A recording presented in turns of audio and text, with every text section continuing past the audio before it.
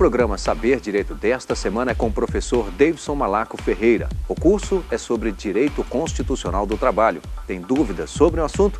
Mande um e-mail para nós, saberdireito@stf.jus.br. E você também pode estudar pela internet, www.tvjustiça.jus.br. Olá, sejam bem-vindos ao programa Saber Direito. Sou o professor Davidson Malaco Ferreira, professor de Direito do Trabalho e Processo do Trabalho e advogado trabalhista. No nosso programa, nós vamos abordar o direito constitucional do trabalho. Esta é a última aula, onde abordaremos o direito do trabalho na atualidade. Esta aula ela vai ter como foco central a leitura de alguns dispositivos, a visualização de alguns dispositivos na Constituição, seja para o ponto de avanço normativo, seja para o ponto de retrocesso ao modelo democrático. No nosso último encontro, da aula de número 4, nós abordamos o direito do trabalho na atual Constituição de 88 e nós vimos exatamente a escolha do legislador constituinte, a escolha então por parte desse legislador do homem como centro de toda e qualquer sujeição em matéria de direitos trabalhistas. E vimos também que o trabalhador nessa seara assume um papel importantíssimo, porque são vários e vários dispositivos da Constituição Federal que deixam claro que o direito do trabalho tem que ser extremamente valorizado como propósito do nosso paradigma do Estado democrático de direito. O nosso papel agora é mostrar como esses institutos trabalhistas foram realizados e foram elaborados pelo legislador e quais seriam as atuais discussões em matéria de normatização trabalhista. Pois bem, nós vamos começar essa última aula, esse último encontro, com o apontamento e a explicação dos retrocessos a esse modelo democrático inaugurado pela Constituição de 88. Mas eu queria partir de uma premissa e de um raciocínio. Pode parecer contraditório focalizarmos essas contradições, mas não é contraditório a manutenção desses institutos autoritários corporativistas. E nós já temos, se fizermos aí a remissão às aulas anteriores, nós já temos tudo para poder enfatizar por que não há essa contradição. Por que o legislador constituinte ele foi extremamente inteligente nesse sentido. Porque se nós afastássemos por si só toda essa construção autoritária corporativista, que foi a base de construção do nosso direito do trabalho, nós poderíamos passar por uma pecha negativa, por uma atual negativação dos próprios direitos fundamentais. E por que eu estou dizendo isso? Porque nós não estamos preparados e não temos instituições preparadíssimas para esse avanço democrático integral. Então parece que o legislador constituinte, quando ele trouxe a manutenção desse modelo autoritário corporativista, óbvio, de alguns dos modelos, alguns dos institutos, resquícios desse instituto autoritário corporativista, o fez de forma propositada. O fez ainda com a espera de uma base de construção, de um desenvolvimento desse direito de trabalho que permita uma transição sem qualquer atropelo. O que nós fizemos anteriormente quando nós estávamos estudando a crise do direito do trabalho e o seu período de institucionalização, onde eu mostrei para vocês que nós não tivemos um período de amadurecimento. Então nós não podemos novamente importar essas soluções e tirar tudo aquilo que já foi objeto de construção, mesmo aquilo que ainda está calcado em uma legislação autoritária, corporativista, centralizadora da época de institucionalização do direito do trabalho, daquela época de 1930 a 1945. Então eu passo a pontuar exatamente quais foram esses institutos. Na aula passada eu disse que um dos institutos que foram mantidos, mas que foram agora objeto de afastamento, foi a representação classista na Justiça do Trabalho. Então a representação classista da Justiça do Trabalho foi extirpada com a emenda constitucional número 24 de 1999 e hoje ela não mais subsiste dentro da Justiça do Trabalho. Os juízes classistas faziam um papel do órgão colegiado em primeira instância, que na verdade é até um pouco diferenciado do que a gente está acostumado a ver no sistema judiciário brasileiro, né?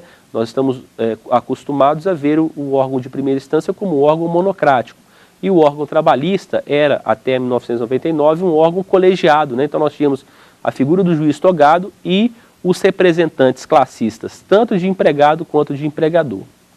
A ideia do juiz classista é uma ideia, digamos, para sua estruturação, uma ideia nobre, que era o repasse da possibilidade de conciliação através dos juízes classistas, já que havia representação tanto patronal e havia também representação obreira nesse sentido.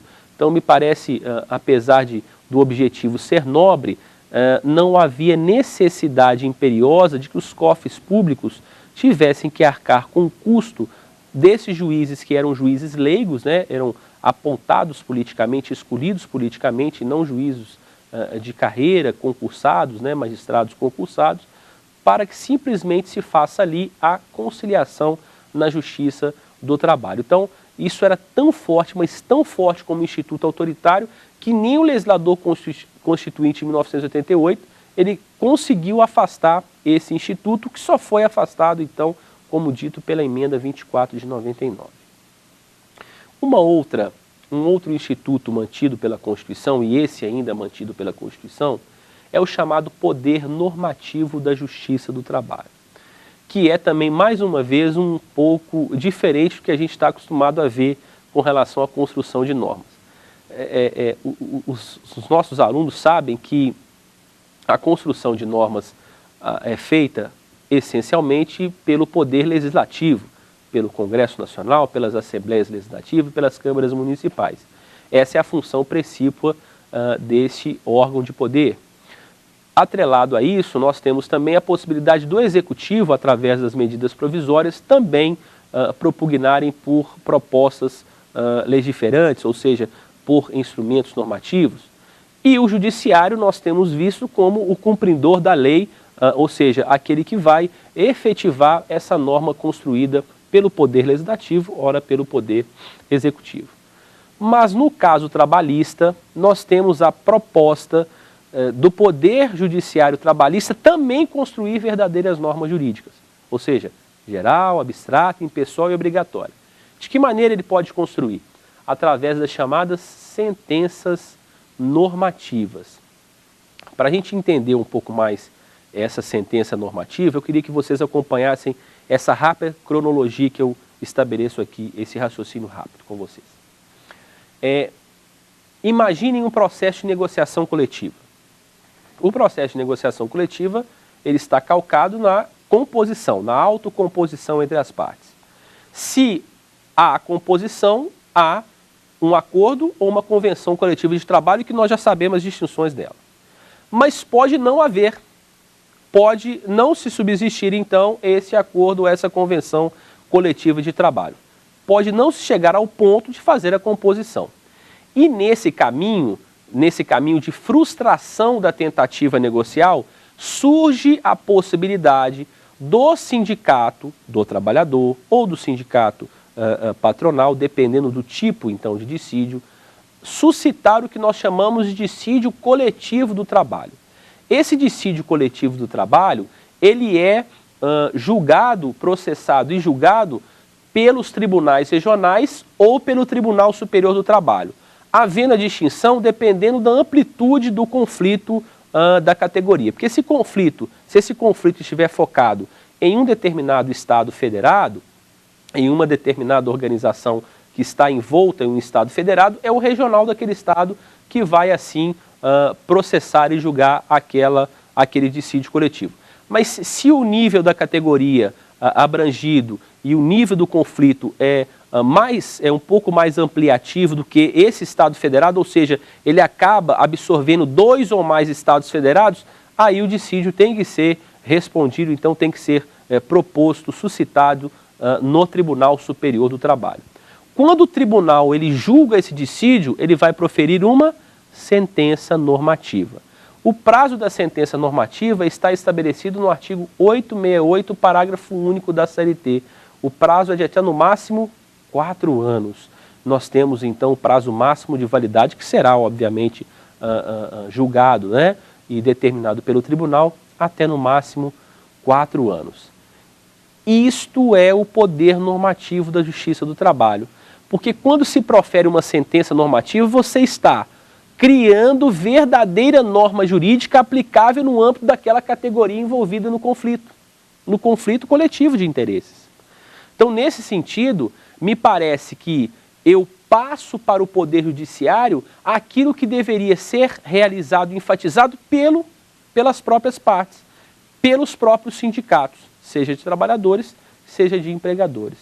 É como diria Pôncio Pilatos, né? Os sindicatos lavam as mãos, me lavo aqui minhas mãos e deixo para o Poder Judiciário estabelecer qual seria o critério definidor e qual seria a norma jurídica aplicável no âmbito daquela categoria.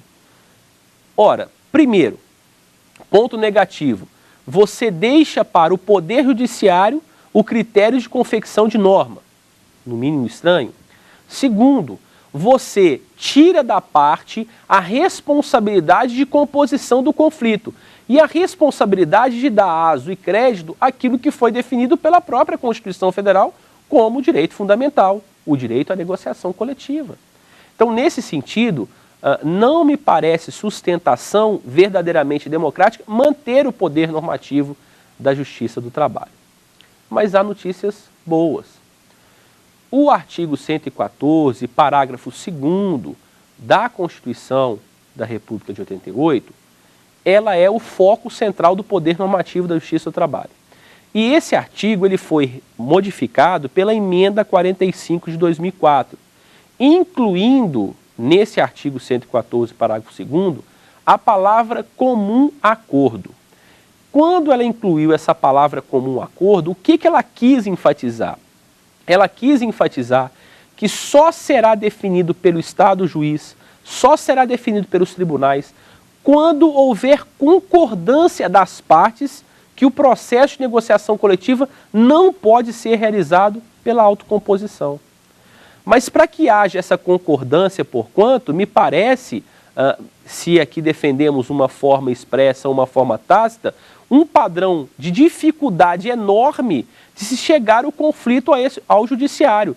Porque uma das partes vai dizer, eu não concordo com a proposta da negociação coletiva ser resolvida através da sentença normativa, através do dissídio coletivo. E isso obrigaria as partes a necessariamente a estabelecer um caminho de diálogo frequente e duradouro durante esse processo de negociação coletiva. Então, ao invés de agora você passar a responsabilidade para os tribunais, você fica com a responsabilidade sociedade, fica com a responsabilidade sindicatos de realizar a proposta da negociação coletiva dos acordos e convenções coletivas. Então, me parece que a inserção dessa palavra como um acordo veio exatamente para dar mais aso, mais crédito ainda a uma proposta mais democrática de construção normativa, afastando mais um resquício desse poder autoritário corporativista do início do direito do trabalho brasileiro. Uma terceira marca de retrocesso, que poderia ser citada também, é o que nós chamamos de princípio da unicidade sindical. Olha, esse é um ponto muito polêmico, o chamado princípio da unicidade sindical.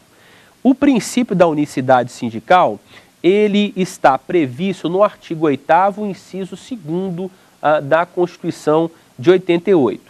Eu vou fazer uma rápida leitura para se estabelecer qual é o significado desse princípio.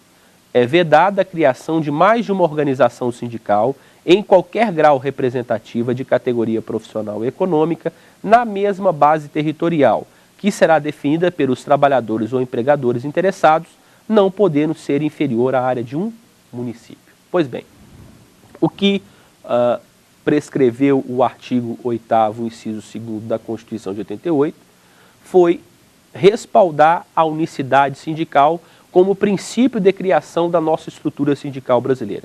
O que quis dizer esse artigo? Numa mesma base territorial, que tem que ser no mínimo um município, numa mesma base territorial, que tem que ser, no mínimo, um município, só pode haver um sindicato de categoria representativa, ou profissional ou econômica. Eu não posso criar mais de uma entidade sindical representativa da mesma categoria. Ora, não há dúvida nenhuma, até pelos termos das palavras, que há aqui uma contradição ao modelo democrático. O modelo democrático adequado, em tese, seria o modelo do pluralismo sindical. Ou seja, da possibilidade de se criar mais de uma organização sindical dentro da mesma base. Mas, professor, isso não traria um afastamento das entidades sindicais e uma fragmentação? Ora, a ideia é que se dê pluralidade sindical com unidade sindical. Ou seja, aquele sindicato representativo que melhor atenda os interesses da sua categoria, este verdadeiramente ficaria com o alto grau de representação sindical. E aquele que pouco representa ou nada representa, seria extirpado naturalmente da estrutura sindical. Então é possível ter um sistema plural, mas com unidade do próprio sindicato. Então esse modelo por si só caminha efetivamente para um afastamento do modelo avançado e democrático, do modelo então propugnado pelo nosso direito constitucional do trabalho. Essa mudança de estrutura é essencial. Mas eu disse no início que a escolha do legislador foi inteligente, porque ele sabe muito bem que nós passamos no direito do trabalho brasileiro anos e anos e anos, mais de 70 anos de direito do trabalho brasileiro, muito mais do que isso, focando a nossa realidade dentro de um sistema de unicidade. Então a proposta de um sistema plural, por hora, é uma proposta que merece um grau de transição, ou seja, uma necessária transição de um modelo autoritário corporativista para um modelo verdadeiramente democrático, para buscar a unidade do sindicato e não permitir a fragmentação dessa entidade sindical. Este é um caminho que necessariamente nós vamos ter que adotar para chegarmos ao modelo trabalhista mais democrático. E essa ideia realmente de unicidade sindical é uma ideia que retira todo o viés democrático da nossa estrutura sindical brasileira.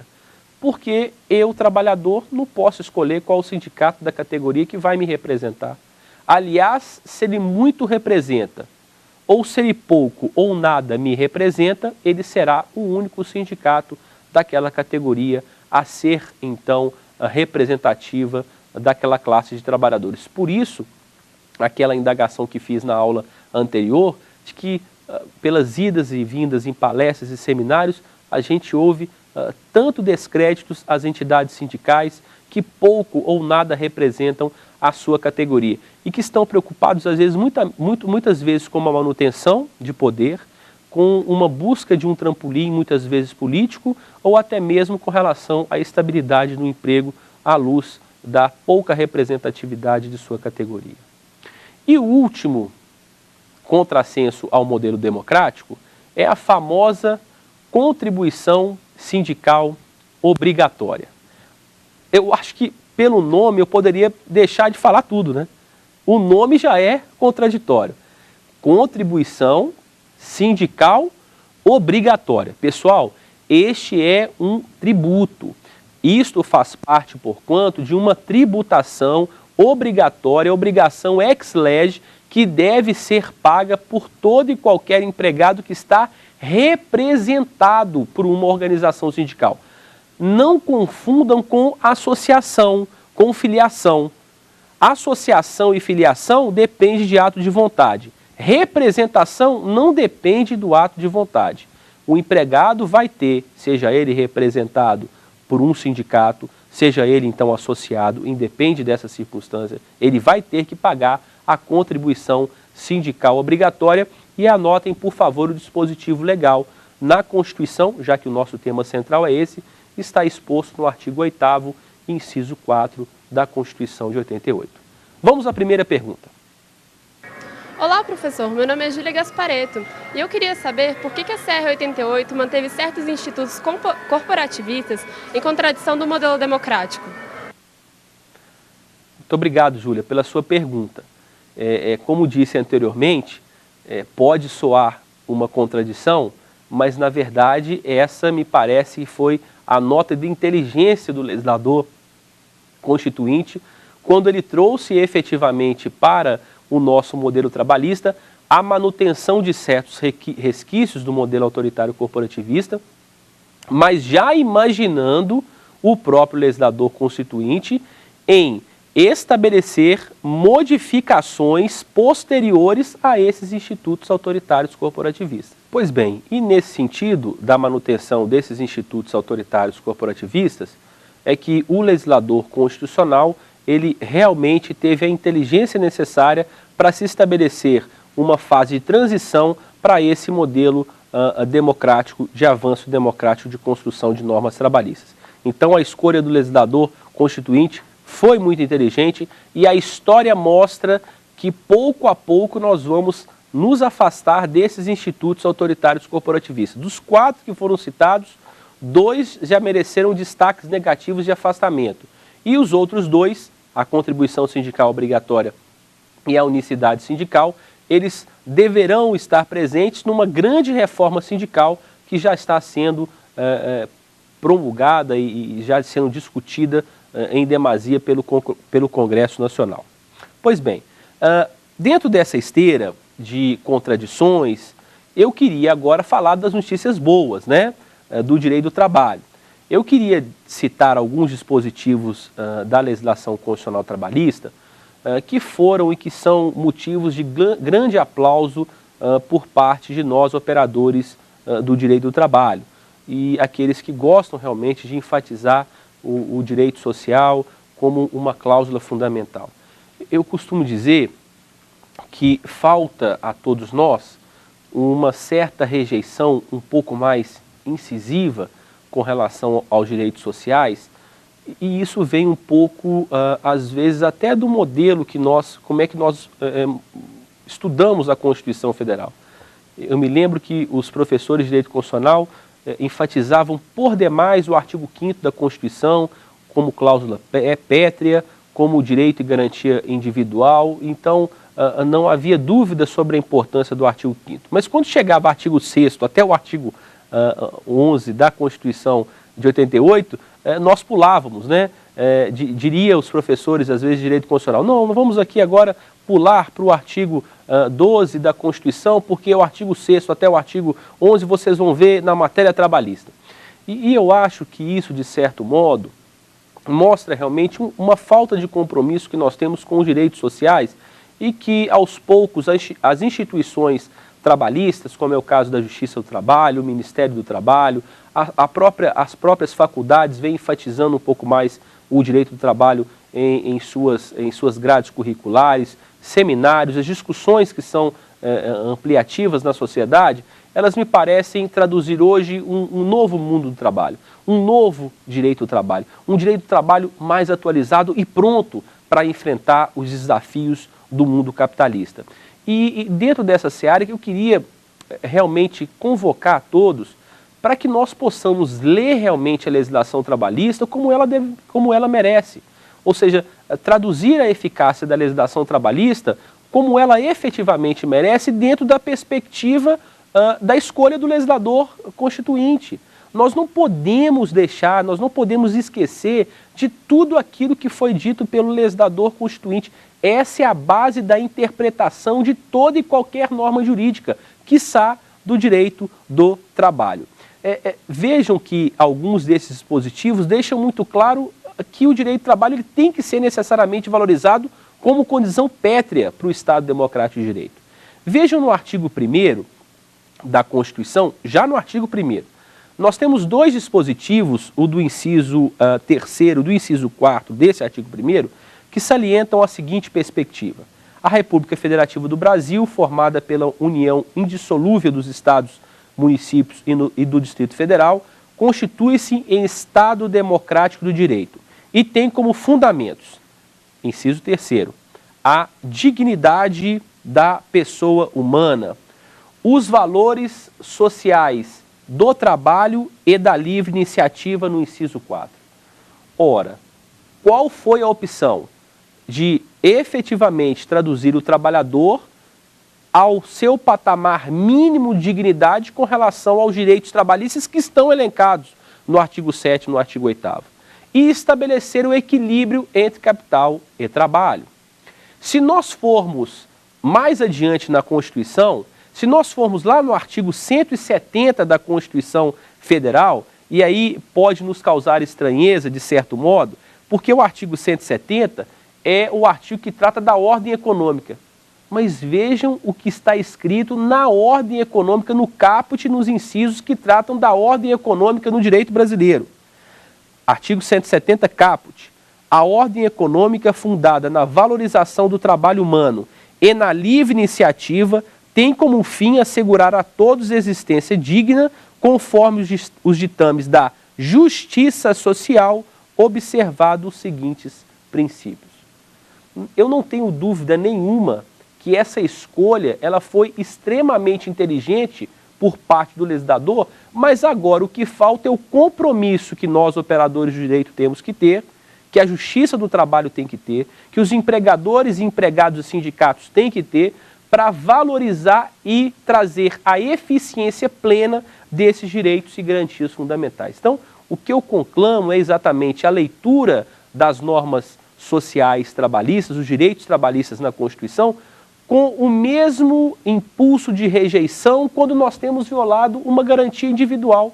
O que modificou nesse sentido? Apenas a forma de pensarmos o direito do trabalho.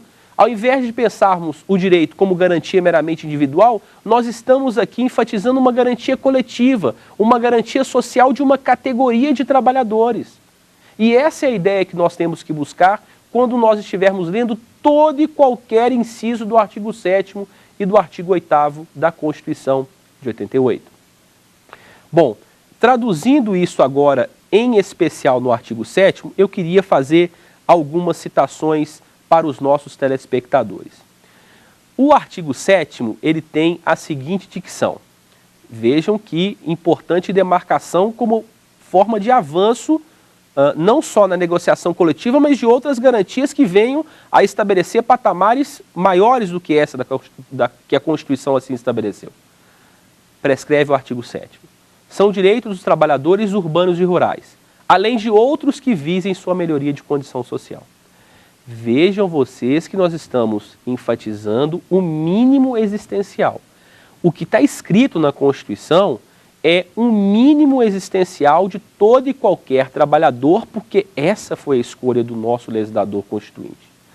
Já no inciso 1º, relação de emprego protegida contra despedida arbitrária ou sem justa causa, nos termos de lei complementar que preverá indenização compensatória, dentre outros direitos.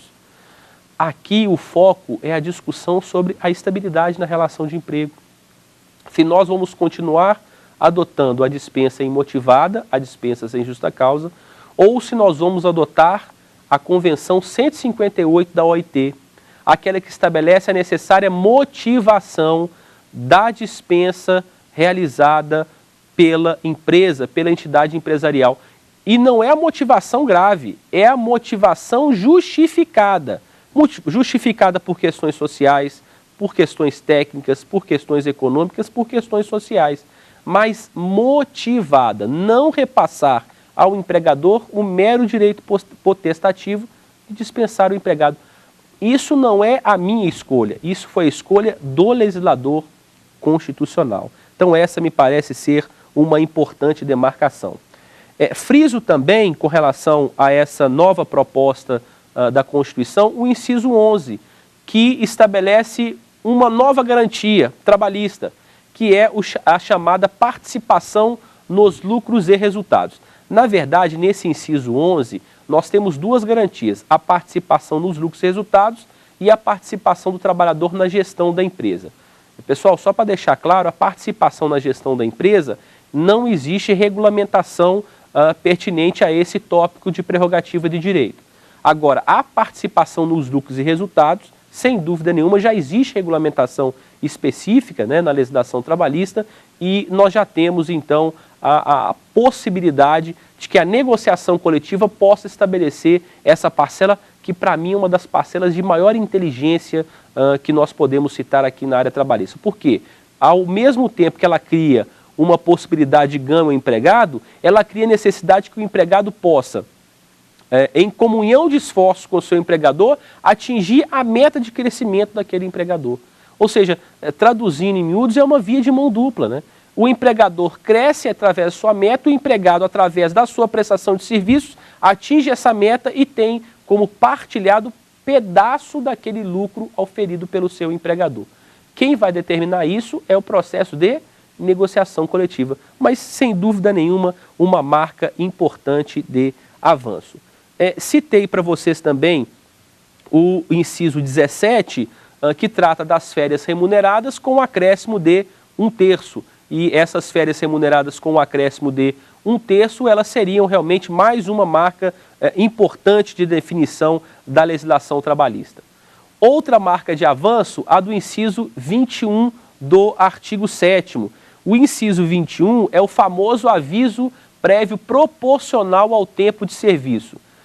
Há tempos esperávamos por essa regulamentação e que depois de muita, inclusive de muita insistência do Supremo Tribunal Federal através de mandados de injunção, foi definido pelo legislador do Congresso Nacional a possibilidade do aviso prévio proporcional ao tempo de serviço.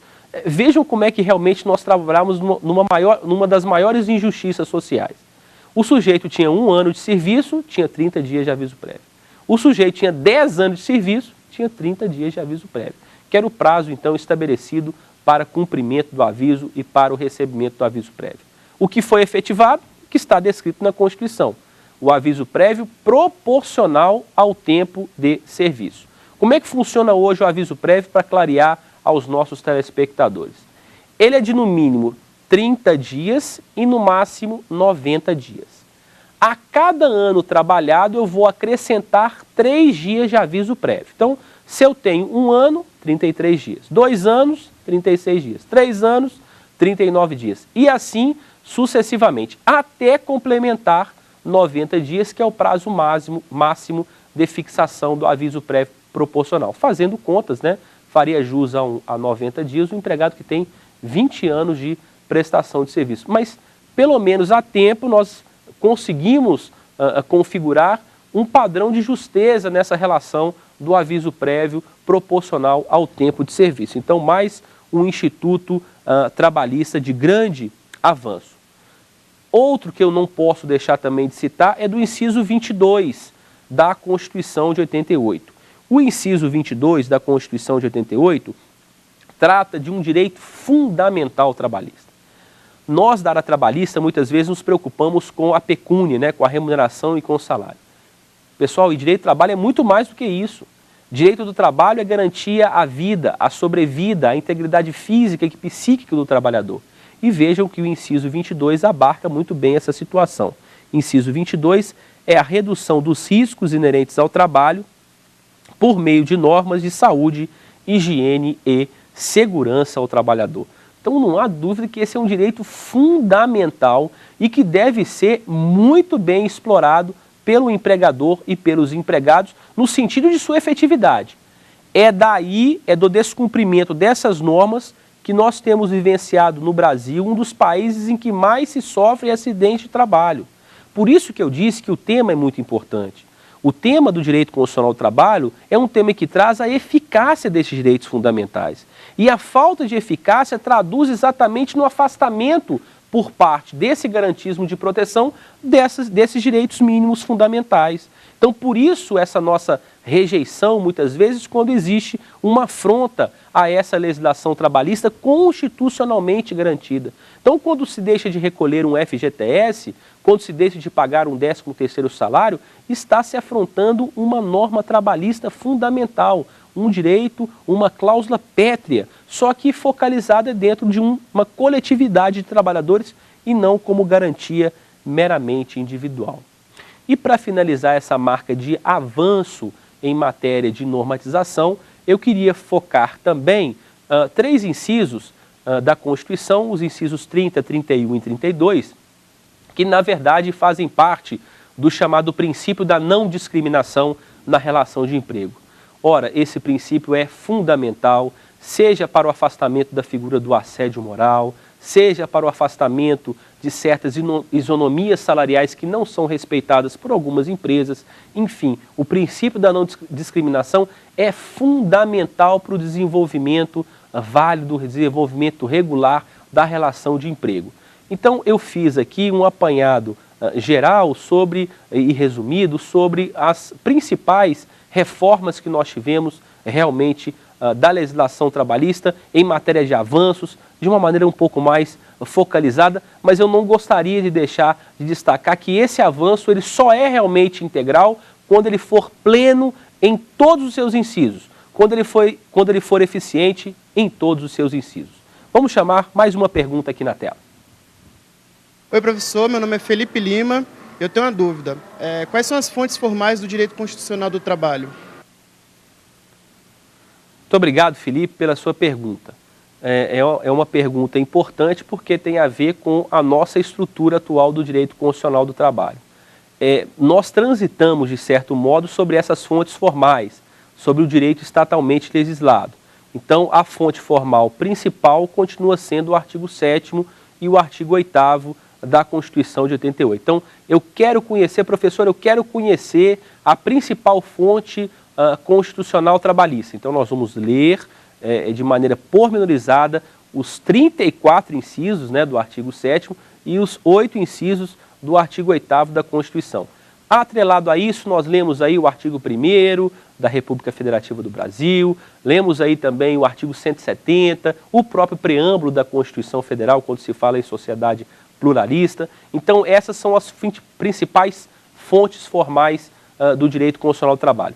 Mas, Felipe, não vamos esquecer disso. O caminho continua sendo uma outra fonte formal que também foi tida como norma fundamental: a negociação coletiva. A negociação coletiva é, sem dúvida alguma, o grande caminho que nós devemos seguir para construir um direito do trabalho verdadeiramente democrático.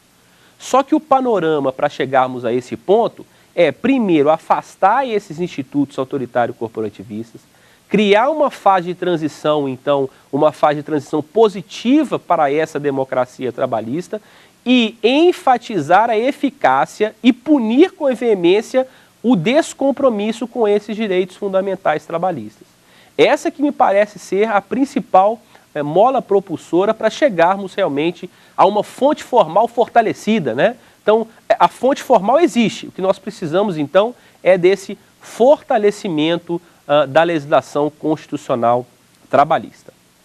Bom, com relação ao direito do trabalho na atualidade, eu queria deixar claro para o nosso telespectador que são vários os institutos trabalhistas que poderiam ser aqui focalizados. Mas eu queria focalizar essa nossa última aula em um instituto trabalhista que me parece por demais importante e que tem a ver com o nosso tema da atualidade e que tem a ver com o direito constitucional do trabalho. O tema é a terceirização trabalhista. Eu separei essa última parte dessa nossa última aula também para falar um pouco sobre terceirização trabalhista, porque ela está dentro do viés de transição do direito do trabalho, dentro de uma nova forma de prestação de serviços e dentro de um viés também de flexibilização trabalhista.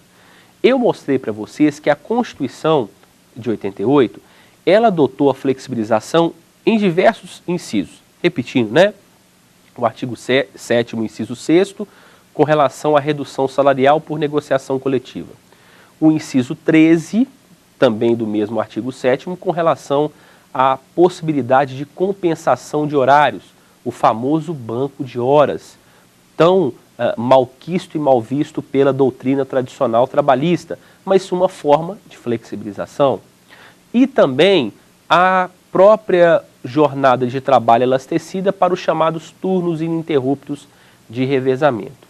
Dentro desse critério ainda de flexibilização, mas apenas como uma marca para enfatizar ainda mais pouco do lado negativo da legislação trabalhista, a prescrição trabalhista, né? A prescrição trabalhista não pode ser esquecida em hipótese nenhuma. A prescrição trabalhista está configurada no artigo 7º, inciso 29 da Constituição de 88, e ela estabelece o prazo de prescrição quinquenal, ou seja, 5 anos, que podem ser então vindicados em juízo, respeitado o limite de 2 anos após a extinção do contrato de trabalho. Em suma, né, se o empregado tem 10 anos de prestação de serviço e teve 10 anos de afronta a direito, se ele ajuizar logo após a extinção do contrato de trabalho, 5 últimos anos poderão ser objeto de recuperação através da via judicial. Isso, de certo modo, traz um descompasso para a eficácia e para a eficiência desses direitos fundamentais trabalhistas. Eu disse a vocês que isso já está no emaranhado da flexibilização, mas outros desafios na atualidade também, de certo modo, traduzem mais um desafio para o direito constitucional do trabalho. Esse direito constitucional do trabalho vem sendo desafiado hoje pela chamada terceirização trabalhista.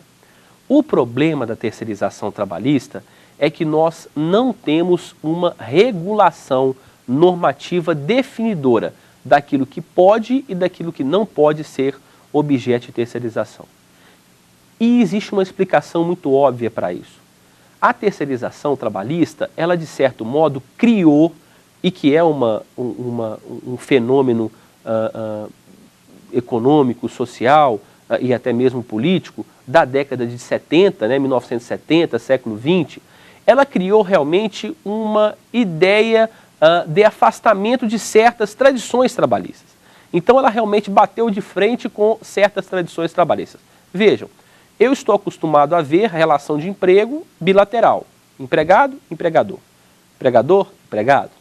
Mas na terceirização, o próprio nome já diz, eu estou incluindo um terceiro na minha relação jurídica.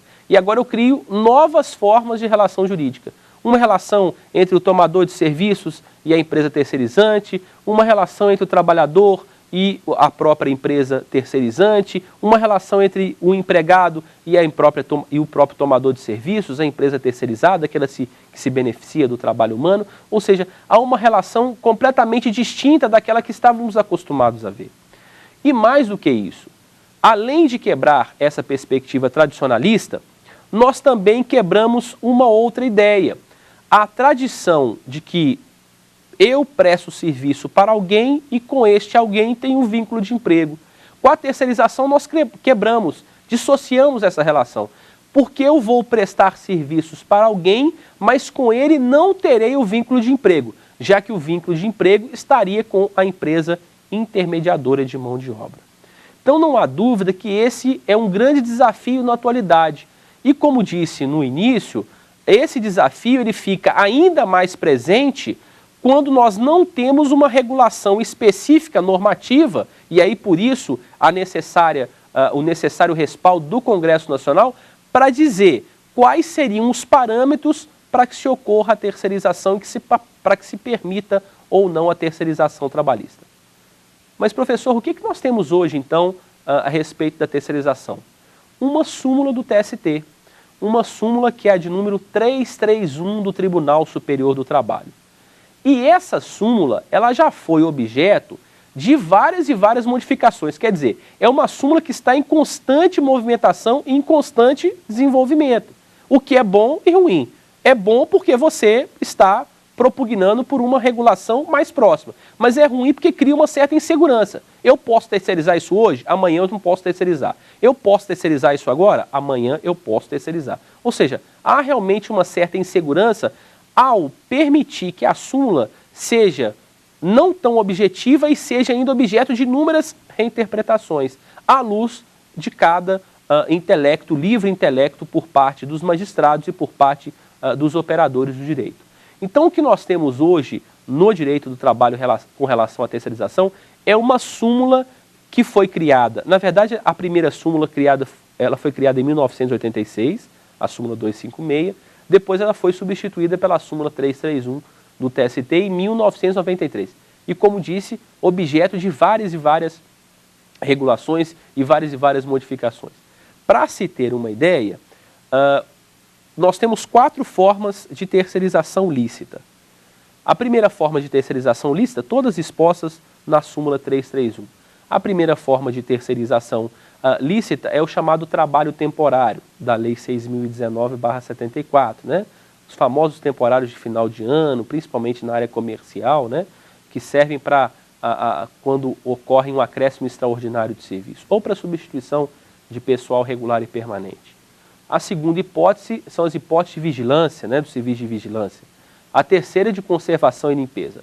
E a quarta, e a mais, cá entre nós, é a mais discutida hoje na Justiça do Trabalho, é a terceirização da atividade meio. O problema é definirmos o que é meio, o que é fim dentro de uma atividade empresarial. E aí, as próprias conjugações de interpretação são inúmeras e são totalmente diferenciadas dependendo do critério a ser adotado. Por isso que eu disse que a necessária regulamentação, ela pode até mesmo acabar com esse tipo de interpretação duvidosa com relação a uma ou outra atividade, já que a interpretação é a atividade intelectual liberta do magistrado, dos advogados, da sociedade, que procura realmente ter na terceirização trabalhista essa válvula de escape de uma nova forma de prestação de serviço.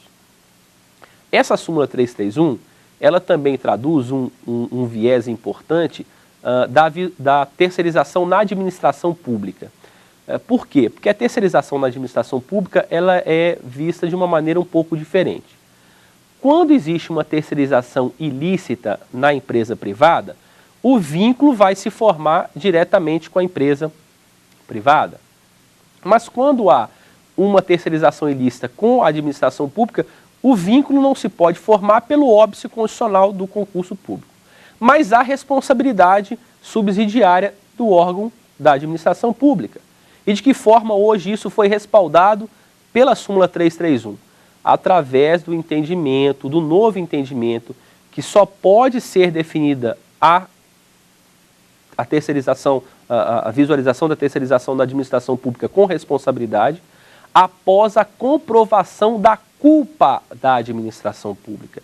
Ou seja, tem que estar evidenciada a culpa da administração pública. Então esse viés é o viés interpretativo de um grande desafio por parte do direito do trabalho, que é a chamada terceirização trabalhista. Nós vamos chamar agora a última pergunta na tela. Olá, professor. Meu nome é Luísa e a minha dúvida é: flexibilização trabalhista é um mal necessário? Muito bem, Luísa. Obrigado pela pergunta, que é aquela pergunta derradeira, né? Eu acho que a sua pergunta realmente traduz aquilo, o nosso desafio e o nosso avanço com relação ao direito do trabalho. Se fala que a flexibilização é um mal, porque a flexibilização não é uma doutrina trabalhista, não é um fenômeno jurídico, é um fenômeno econômico. Então ela faz mal para o direito do trabalho. Agora, por que ela é necessária? Necessária porque nós temos que adotar novas formas de interpretar a própria legislação trabalhista que veio daquele período autoritário corporativista. E mais do que isso, ela é necessária porque o legislador adotou a flexibilização trabalhista como uma maneira, de certo modo, focalizar essa ênfase entre o valor social do trabalho e o valor da livre iniciativa. Então, por isso que realmente a sua frase, Luísa, foi perfeita, né? Ou seja, a flexibilização é um mal porque ela acaba sendo contrária ao regime de proteção, mas ela acaba sendo necessária de todo modo e de toda feita porque ela acabou sendo adotada pelo próprio legislador constitucional. Então, eu não posso aqui demarcar a flexibilização com pecha negativa em absoluto, porque ela foi a própria escolha do próprio legislador constituinte. E eu acho que nessa perspectiva nós terminamos esse nosso encontro focalizando tudo aquilo que foi dito do direito do trabalho na atualidade. São vários e vários assuntos a serem destacados: a pejotização, a contratação de pessoa jurídica como forma de ludibriar a prestação de serviço, o teletrabalho, que é uma nova forma também de prestação de serviços. Enfim, são vários e vários assuntos que realmente desafiam o nosso legislador constituinte, desafiam o operador do direito do trabalho, desafiam a nossa sociedade, desafiam vocês, estudantes, porque vocês certamente serão aqueles próximos que terão a responsabilidade de destacar em sua atividade intelectual os caminhos que o direito do trabalho tem que seguir e tem que percorrer para que haja, principalmente, uma releitura do princípio da proteção, uma releitura das normas trabalhistas da atualidade, mas sem perder o foco essencial do direito do trabalho, que é a proteção à parte hipossuficiente. E lembrando a todos os empregadores de que o direito do trabalho fortalecido é um direito do trabalho que fortalece o próprio sistema capitalista. Agradeço a todos e fica aí o meu registro e a minha manifestação de muita honra de ter participado do Saber Direito. Muito obrigado. Tem dúvidas sobre o assunto? Mande um e-mail para nós, saberdireito@stf.jus.br. E você também pode estudar pela internet, www.tvjustiça.jus.br.